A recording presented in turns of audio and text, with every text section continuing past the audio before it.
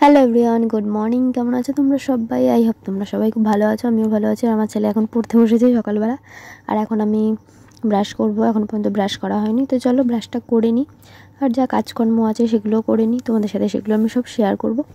তো ভালো লাগলে অবশ্যই একটা লাইক করবে। তো চলো স্টার্ট করে দিই ব্লগটা, তোমরা দেখতে থাকো।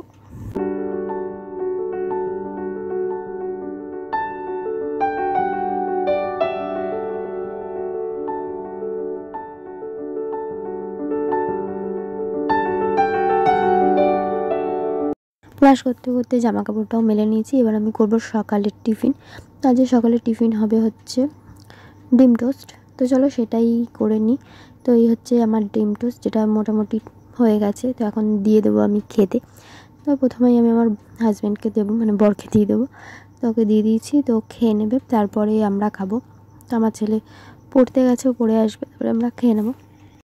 আর আজকে আমি ঘরটা ঝাড়বো, তো তাই জন্য অনেক কাজ আছে। তার আগে বিছানাটা গুছিয়ে নিতে হবে, কারণ বিছানার মধ্যে অনেক জামা কাপড় রয়েছে, চাদর টাদরও রয়েছে, সেগুলো সাইড করব, গুছিয়ে নেব, পুরো খালি হয়ে যাবে জায়গাটা, তারপরে ঘরটা ঝাড়বো। নইলে নোংরাগুলো সব বিছানার ওপরে পড়বে, মানে জামা কাপড়গুলোর ওপরে পড়বে। তো তারপরে এইগুলো বিছানাটা গুছিয়ে তারপরে আমি খাবো। তো চলো বিছানাটা গুছিয়ে নিই আর ঘরটাও ঝাড়া স্টার্ট করি, কারণ অনেকটা টাইম লাগবে আজকে ঘরটা ঝাড়তে। আর ঘর ঝাড়তে তো অনেক টাইম লাগে, তারপরে তো ঘরটা মুছতে হবে, সব পরিষ্কার করতে হবে।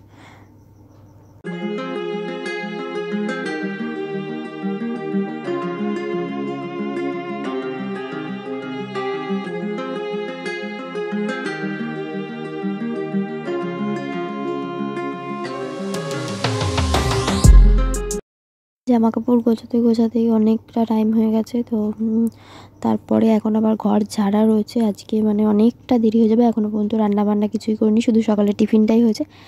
আর এই হচ্ছে এখন সব মানে গুছিয়ে গাছিয়ে নিচ্ছি যেগুলোকে, এখন তারপরে ঝাড়বো। তো দেখো এখন আমি খেয়ে নিচ্ছি, কারণ ছেলেও চলে এসছে। তার ঘর ঝাড়ার আগে খেয়ে নিই, নইলে নোংরার মধ্যে আর খাওয়া যাবে না। তো তাই জন্য আমি খেয়ে নিলাম, তার সাথে আমার ছেলেও রয়েছে সাইডে, দেখতেই পাচ্ছ চলে এসছে। আর ও এখন খেয়ে নেবে, তারপরে শুরু করব আমি আমার কাজ, যেটা সব থেকে বেশি ইম্পর্টেন্ট। আর অনেক দিন হয়ে গেছে ঘর ঝাড়িনি, তাই জন্য ভাবলাম চলো ঘরটা ঝেড়েই ফেলি।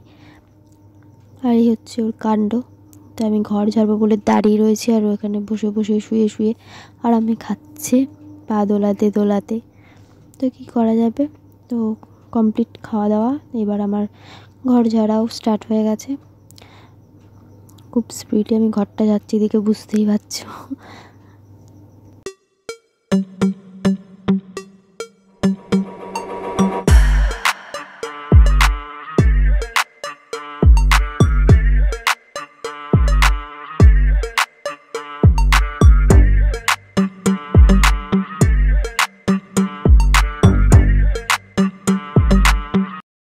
তো ফ্যানটা পরিষ্কার করে নিলাম, কারণ ফ্যানটা অনেকদিন হয়েছে নোংরা হয়ে গেছে। আর ফ্যানটা তো এখন সবে কিছুদিন হয়েছে ফ্যান চালাচ্ছি, এতদিন তো চালানো হয়নি। তো পড়ে থেকে এই ঘর মানে ফ্যানটা একটু ধুলো পড়ে গেছিলো, সেটাও পরিষ্কার করে নিয়েছি। আর পরে আর একটু ভালো মতন পরিষ্কার করে নেবো। এখন তো ওই ঝুলঝাড়ুটা দিয়ে যতটা পারলাম নোংরাগুলো পরিষ্কার করে দিলাম, আর টিনটাও পরিষ্কার করে দিয়েছি। দেখে মনে হচ্ছে একটু নোংরা হয়নি, কিন্তু অনেকটাই মানে নোংরা হয়ে গেছিলো ঘরটা, চারিদিকে ঝুলফুল পড়ে গেছিলো, সেগুলোকেই ঝেড়ে ঝুড়ে দিলাম একটু। আর তার সাথে ফ্রিজের ওপরটাই ক্লিন করে নিলাম, পরিষ্কার করে নিলাম। সাইডে ফুলগুলো ছিল ওটাও পরিষ্কার করে নিয়েছি। মোটামুটি সব কিছুই পরিষ্কার করে দিয়েছি আজকে। তো আবার কিছুদিন পরে আবার করে দেবো একবার পরিষ্কার, কিন্তু রান্না বান্না কেন হয়নি। তো যাই হোক, তারপরে লাইট ফাইটগুলো একটু আস্তে আস্তে পরিষ্কার করলাম, কারণ ওটা খুলে পড়ে যেতে পারে। তো ওটা একটা ক্লিপ দিয়ে লাগানো রয়েছে, এখন তো জানোই সবাই ক্লিপ দিয়ে লাগানো থাকে। আর বলতে বলতে আমার একটা লাইট খুলে পড়ে গেল, দেখতেই পাচ্ছ। ওটাকে আমি আবার লাগিয়ে দিলাম। তো যাই হোক, ওটা খুলে নিচে পড়ে যায়নি, ভাগ্যিস ভালো। ওটাকে লাগিয়ে দিয়েছি আর সব কিছু পরিষ্কারও করে দিয়েছি। এখন আমি বিছানাটা, মানে বিছানার মধ্যে এগুলো রেখেছিলাম ফ্রিজের ওপর থেকে, সেগুলোকেই এখন সাইড করছি। আর ফ্যানটাকে এখন কলিন দিয়ে পরিষ্কার করে নিচ্ছি, নইলে একদম মানে পরিষ্কার হয় না। ঝুল ঝাড়ু দিয়ে ঝেড়েছিলাম যে ওটা নোংরাটা পরিষ্কার হচ্ছে, কিন্তু ভালো মতন পুরো চকচকে করার জন্য একটু কলিন দরকার। তো কলিন দিয়ে ভালো মতন পরিষ্কার করে নিচ্ছি সেটাকেই, কারণ এখন প্রত্যেক দিন ফ্যান চালানো হয়, খুব তাড়াতাড়ি নোংরা পড়ে যায়, ঝুল পড়ে যায়। আর সেই জন্য আর আমার ফ্যানটাও অনেকটাই নিচে, তো আমার সুবিধাই হয়, পরিষ্কার করতে কোনো অসুবিধাই হয় না। তো দেখতেই পাচ্ছ ফ্যানটা আমি ভালো মতন পরিষ্কার করে নিয়েছি। আর তারপর আমি বিছানার চাদরটা চেঞ্জ করব, আর কী কী করছি সেটা তোমরা দেখতে থাকো।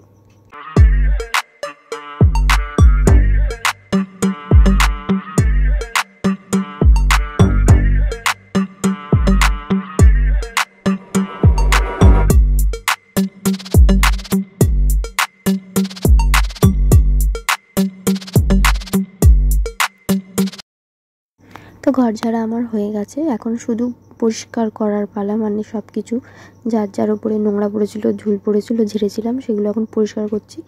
একটা ন্যাকড়া দিয়ে ভালো মতন পরিষ্কার করে নিলাম। ছেলের যেখানে বই টই রাখা হয়, আমার একটু ক্রিম ট্রিম রাখি, তো সেগুলোকে একটু ভালো মতন পরিষ্কার করে নিচ্ছি।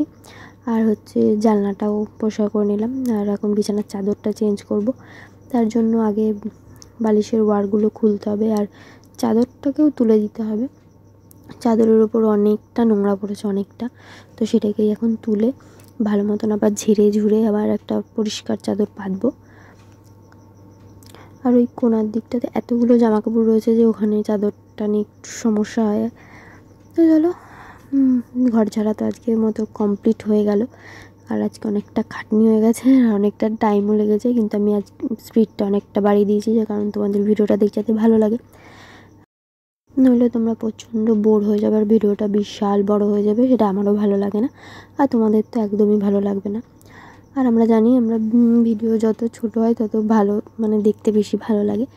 তো দেখো এখানে চাদর পেতে নিয়েছি, একটা সুন্দর চাদর, যে চাদরটা আমার ভীষণ ভালো লাগে, তো সেটাই এখন পেতে দিচ্ছি। আর রান্না বান্না পরে করব। তো আজকের ভিডিওটা তোমরা অবশ্যই কমেন্ট করে জানিও কেমন লাগলো, আশা করি ভালোই লাগবে, কারণ ঘর গোছানো, রান্নাবান্না এগুলো আমরা সবাই পছন্দ করি। তো যদি ভালো লেগে থাকে তাহলে অবশ্যই একটা লাইক করো, কমেন্ট করো, আর আমার ভিডিওটা অবশ্যই শেয়ার করে দিও, যাতে যাদের কাছে ভালো লাগবে তোমরা শেয়ার করে দিতে পারো ভিডিওটা। তো দেখো চাদর পাতা কিন্তু কমপ্লিট, আর এখন বালিশের ওয়ারগুলো পাতবো। আজ মনে হচ্ছে তোমাদের সাথে আর অন্য কিছু শেয়ার করা হবে না, কারণ এই বিছানা গোছাতে, ঘর ঝাড়তে, ঘর গোছাতেই যা টাইম লেগে গেল। তো আজকে আর অন্য কিছু হয়তো দেখাতে পারবো না, যাই হোক তোমাদের এই ভিডিওটাই দেখো।